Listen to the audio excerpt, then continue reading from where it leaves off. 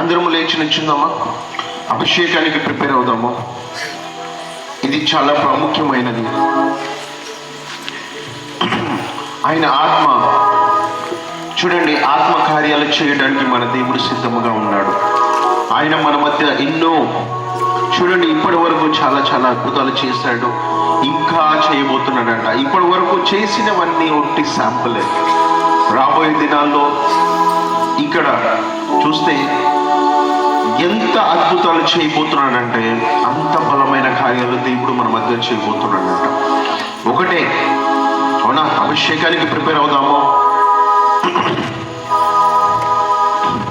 దేవుడు ఒకటే చెప్పాడండి ఈరోజు. ఆనాడు దావీదు గొర్రెల కాపరే. వాళ్ళ నాన్న అనుకున్నాడు ఎందుకు పనికిరాడు, ఓన్లీ గొర్రెలు కాచుకోవడానికే పనికొస్తాడు అని అన్నాడు.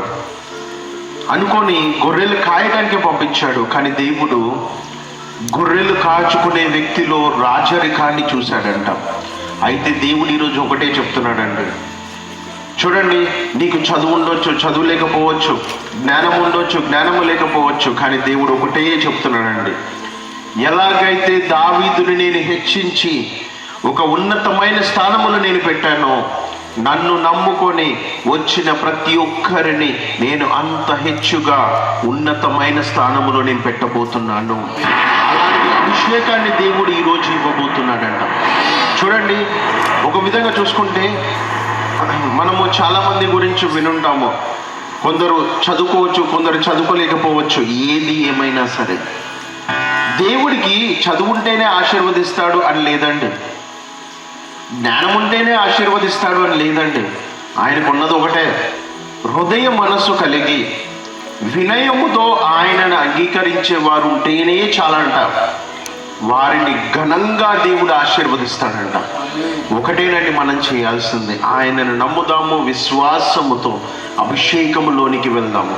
చూడండి, ఈ అభిషేకము వచ్చే సంవత్సరము, మనం ఫిబ్రవరిలో ఉన్నాం, వచ్చే సంవత్సరము ఫిబ్రవరి మొదటి నెల జరిగే మీటింగ్లో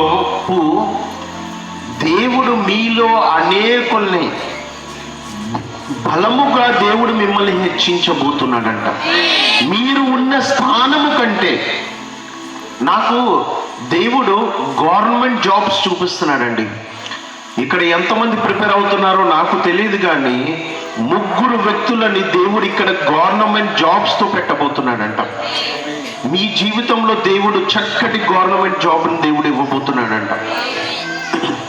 ఒకటే ఆయన చెప్తున్నాడు, నన్ను నమ్ముకొని వచ్చారు, వారి పట్ల కార్యాలు నేను చేయబోతున్నాను. అవునా? ఆయన ఏంటిదనంటే అండి, ఆయనని ఇప్పుడు ఒక సహోదరి అనుకుంటుందండి లోపల, బ్రదర్ గవర్నమెంట్ జాబ్ చెప్పారు కానీ బ్రదర్ నా కడుపులో బిడ్డ ఎప్పుడు వస్తుంది బ్రదర్, కదా, నా గర్భాన్ని ఎప్పుడు తెలుస్తాడు బ్రదర్. కానీ దేవుడు ఒకటే చెప్తున్నాడమ్మా, వచ్చే సంవత్సరము మే కల్లా దేవుడు నీ పట్ల కార్యము చేయబోతున్నాడు. అవునా? నువ్వు బిడ్డను ఎత్తుకొని రాబోతున్నావంట. మన దేవుడు అసాధ్యుడండి. ఆయనకి ఏమీ అవసరం లేదండి, నీ మంచి హృదయం ఉంటే చాలంట. దేవుణ్ణి అంగీకరించే హృదయం ఉంటే చాలంట. నీ అప్పులను తీసేస్తాడు, నీ బాధలను తీసేస్తాడు, నీకున్న ఇబ్బందులను తీసేస్తాడు. ఒకటే, నువ్వు ఆయనని నీకున్న ప్రతి సమయంలో ఆయనను అంగీకరించే మనస్సు నీకుందా? నిజముగా ఆయనకి సాక్షి బిడ్డగా ఉండే మనస్తత్వం నీకుందా? చూడండి, ఎందుకంటే అండి ఇక్కడికి చాలా మంది వచ్చి చాలా అద్భుతాలు పొందుకొని వెళ్ళిపోయిన వాళ్ళు ఉన్నారు. చూడండి, మంచి జరిగినప్పుడు ఒకలాగుంటారు, చెడు జరిగినప్పుడు ఒకలాగుంటారు కదా.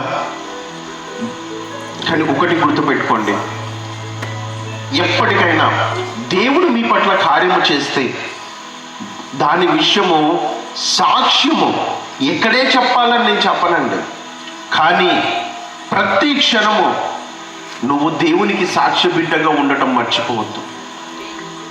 ఇంకోటి, నాకు దేవుడు ఈరోజు ఒక మాట చెప్తున్నాడండి. ఎవరెవరైతే పండు తీసుకోవాలనుకుంటున్నారో, పిల్లలు గర్భం కొరకు పండు తీసుకోవాలనుకుంటున్నారో ముందుకు వస్తారా? గర్భము కొరకు పండు తీసుకోవాలనుకుంటున్నారు, ముందుకు వస్తారా?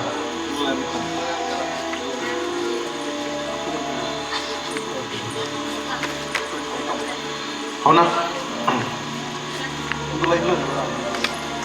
అక్కడ బైబిల్స్ తీసేయండి.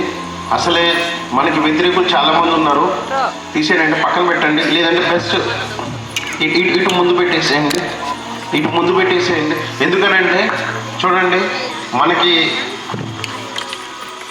దేవుని సేవలో చూడండి, మిత్రుల కంటే శత్రువులు ఎక్కువ అంటారు. ఇప్పుడు ఒకవేళ పొరపాటున అభిషేకం వచ్చి మీ కాలు బైబిల్కి తగిలిందనుకో ఏమంటారు తెలుసా? ఏం ప్రార్థనలు, కాళ్ళకు బైబిల్ కూడా తగిలిస్తారు, ఏమనరు అని అంటారు. మళ్ళీ మనకే డేంజరు కదా. అసలే మనుషులు నాలుకలు షడ్డవే కదా, పండు కోసం. ప్రత్యేకంగా మీరు మాత్రం నిలబడండి, పక్క వారి కోసం వచ్చిన వాళ్ళు ఒక సైడ్ నిలబడండి. పక్క మీ మనవాళ్ళు కానీ మనవరాళ్ళు కానీ లేదంటే మార్పుల కోసం వచ్చిన ఇటు సైడ్కి రండి. అయితే ఇటు సైడ్ చూడండి, ప్రతి ఒక్కరికి ఒకటి ఉంటుంది. ఆలస్యం అయ్యే కొద్దీ దేవుడు నా పట్ల కార్యం చేస్తే ఆ బిడ్డని దేవుడికి ఇచ్చేస్తాను అని ఎంతమంది అనుకుంటున్నారు? ఒకవేళ దేవుడు నిజంగా గర్భం తెరిస్తే నేను దేవుడికి ఇచ్చేస్తాను అని ఎవరైనా అనుకుంటున్నారా? ఎవరైనా రెడీగా ఉన్నారా? వెంటనే దేవుడు కార్యం చేస్తాడండి. ఎవరికైనా ఉందా? లేదు కదా. అట్లాంటి మైండ్ ఎవరికైనా ఉందా?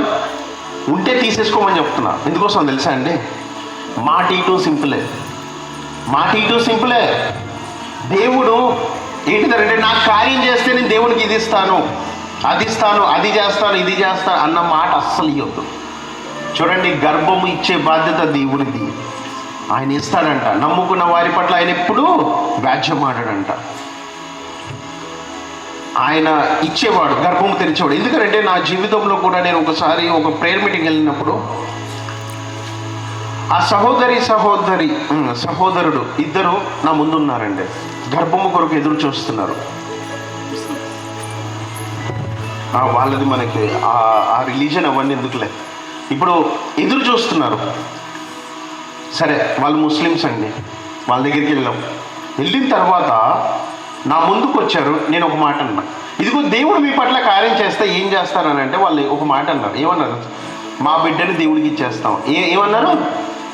మా బిడ్డని దేవుడికి ఇస్తాం. ఇప్పుడు వాళ్ళు ఏం చేస్తున్నారో తెలుసా అండి? మొత్తం ప్రార్థన వదిలేశారు.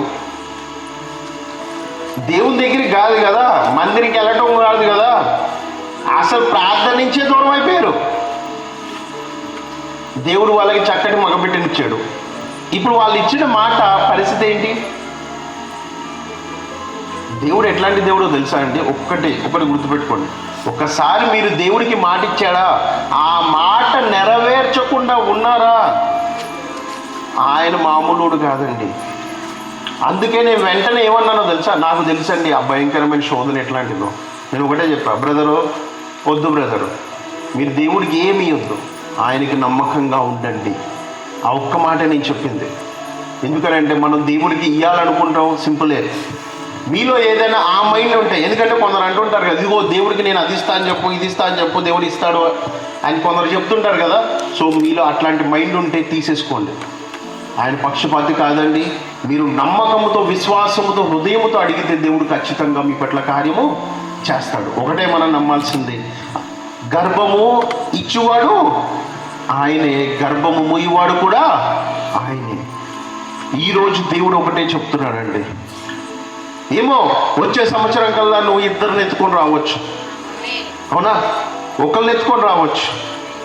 చూడండి, మగబిడ్డే కావాలి అని ఎంతమందికి ఉంది? ఎవరన్నా ఉన్నారా ఇక్కడ? ఎవరన్నా ఉన్నారా? ఎవరు లేరు బ్రదరు. చెప్పండి, ఎవరు లేరు బ్రదరు? ఎవరు లేరు? అందరికి కావాలి కదా, అందరికీ. చూడండి, కానీ ఒకటి చెప్తున్నాను, ఎందుకనంటే మగబిడ్డ ఒకటి, ఆడబిడ్డ ఒకటి అని కాదండి. దేవుడు ఎవరినిచ్చినా సంతోషముగా స్వీకరించే మనసు నీకుంటే దేవుడు తొందరలో కార్యం చేస్తాడు. ఎందుకంటే మనకి కొన్ని ఎలా ఉంటాయంటే కొన్ని అర్థం కాదండి. ఇప్పుడు మాకు ఒకసారి అండి, మా చిన్నప్పుడు దేవుడు మంచిగా అండి నార్మల్ డెలివరీ అయింది. నార్మల్ డెలివరీ అయితే ఎవరైనా సంతోషిస్తారా? సంతోషిరా? పండగే కదా. నార్మల్ డెలివరీ అయింది, బిడ్డకి బాగుంది, తల్లికి బాగుంది, కానీ ఇంట్లో ఏడుస్తున్నారు. ఆడబిడ్డ పుట్టిందని. ఏం పుట్టిందని చుట్టాలందరికీ ఏడుస్తూ చెప్తున్నారు, ఆడబిడ్డ పుట్టింది అని. ఏం చెప్పారు? సంతోషంగా తల్లి బిడ్డ సంతోషంగా ఉన్నారన్నది లేకుండా కదా, కొందరికి ఈ వ్యత్యాసం ఉంటుంది కదా. మనకి దేవుడు ఎవరినిచ్చినా సంతోషంగా ఏమోలేండి. ఏమో నా దగ్గరకు ఒక సహోదరి పరచుల్లో వచ్చిందండి, దగ్గరగా 8వ నెల. అందరు అన్నారంట అండి, ఆడబిడ్డ పుడుతుందని. ఆమెకున్న బాధ ఏందో తెలుసా? ఆల్రెడీ 2 ఆడపిల్లలు పుట్టారు. వాళ్ళ భర్త అన్న కండిషన్ ఏందో తెలుసా? ఈసారి ఆడబిడ్డ పుడితే నేను నిన్ను వదిలేస్తా. ఏమి తప్ప కదా. ఆమె నా దగ్గరికి వచ్చి ఒకటే మాట అన్నది, బ్రదర్ 8వ నెల అండి, 8వ నెల. అందరూ ఏమన్నారు తెలుసా? నీ పోలికలు చూస్తే ఆడబిడ్డే పుడుతుంది కదా. మనకి వీళ్ళు ఈ టెన్షన్ పెట్టేటోళ్ళు ఎక్కువ అండి. ప్రెగ్నెన్సీ వచ్చింది అన్న సంతోషం కంటే వాంతులు అవుతున్నాయా, అమ్మో ఇది ఆడబిడ్డ పుట్టే సూచనలాగా ఉన్నాయే, నీ పొట్ట చూస్తుంటే ఆడబిడ్డ కనిపిస్తుంది కదా. ఈ కంగారు ఎక్కువ పెడతారు కదా మన చుట్టుపక్కల ఉన్న వాళ్ళు. మామూలుగా కాదు, అదిగో ఆ పొట్ట అది కొంచెం ఆడబిడ్డే అనుకుంటా కదా. ఈ టెన్షన్లు ఎక్కువ. నాకు ఒక ఆమె దగ్గర భీమవరం అట్ట అనుకుంటా, రోజు ఫోన్ చేసేదండి, బ్రదరు మళ్ళీ ఆడబిడ్డ అంటున్నారు బ్రదరు.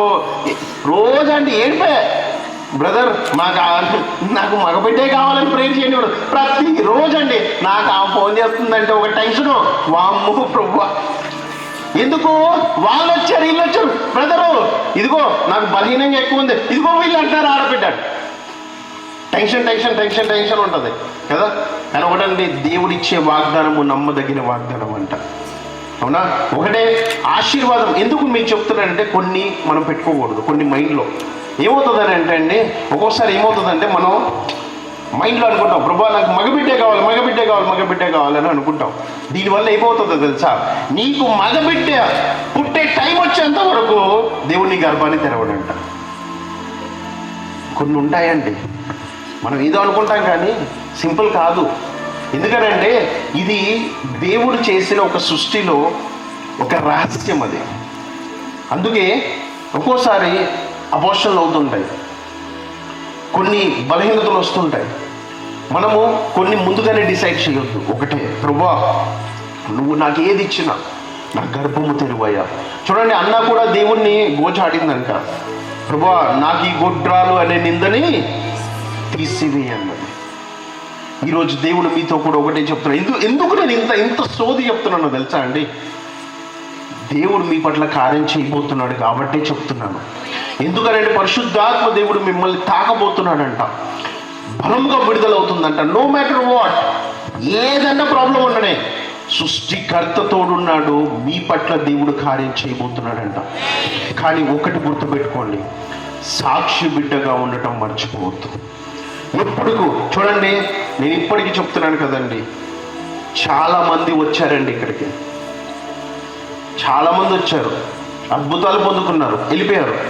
మాకు అనవసరం, మేము వాళ్ళ గురించి పట్టించుకోవాలి, ఇది చేయాలని మాకు అనవసరం. కానీ దేవుడికి నువ్వు సాక్షి బిడ్డగా ఉండకపోతే తీర్పు తీర్చేవాడు ఆయన. ఎందుకంటే అండి, దేవుడిని ఎప్పటికీ విడిచిపెట్టొద్దండి.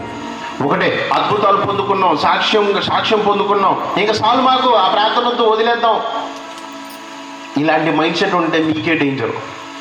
ఎందుకంటే దేవుని దగ్గర అద్భుతం పొందుకున్నప్పుడు సాక్షి బిడ్డగా ఖచ్చితంగా మీరు ఉండాల్సిందే. నేను ఒకటే చెప్తా, ఎక్కడికే రమ్మని నేను చెప్పట్లా, కానీ ఎక్కడికే వస్తే ఇంకా మంచిదని చెప్తా. రాపోయినా మంచిదే, ఎందుకంటే కొత్త వాళ్ళని దేవుడు ఇంకా నింపుతారంట. అవునా? ఎందుకనంటే మేము మనుషుల కొరకు ఎదురు చూసేవారం కాదు.